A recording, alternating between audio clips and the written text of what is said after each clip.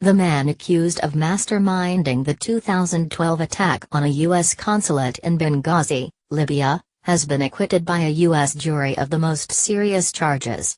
Ahmed Abu Khatala was convicted of terror charges but found not guilty of other charges including murder.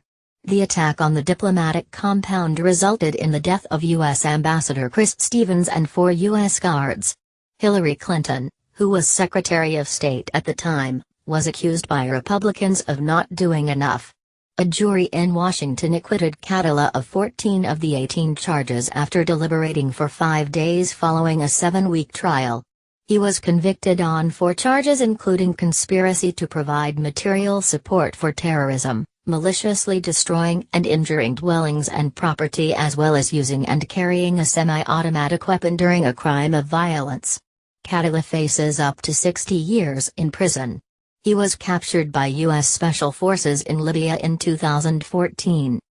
Native of Benghazi in eastern Libya, construction worker by trade, spent several years in Colonel Muammar Gaddafi's notorious Abu Salam prison in Tripoli, formed his own small militia during the anti-Gaddafi uprising, denies any links to al-Qaeda but has expressed admiration for it, also denies any role in the attack on the U.S. Embassy in 2012, but eyewitnesses report him being there. U.S. State Department says he is a senior leader in Islamist group Ansar al-Sharia. According to prosecutors, the first wave of attackers assembled outside the gates of the mission about 21:45 local time on September 11, 2012.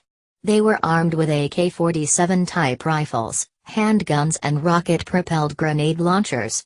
Stevens and diplomat Sean Smith died in the fire, while the remaining State Department workers escaped to a separate U.S. facility nearby. That building soon came under attack, and security officers Tyrone Woods and Glenn Doherty were killed by mortar fire. Prosecutors said Mr. Abu Khatala entered the destroyed U.S. mission and supervised the exploitation of material from the scene by armed men.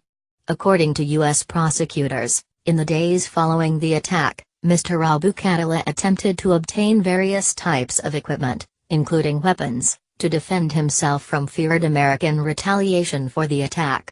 The attack ignited a firestorm of accusations from Republicans, mainly directed at Mrs. Clinton, over the security of the compound and what was known in the build-up to the tragedy.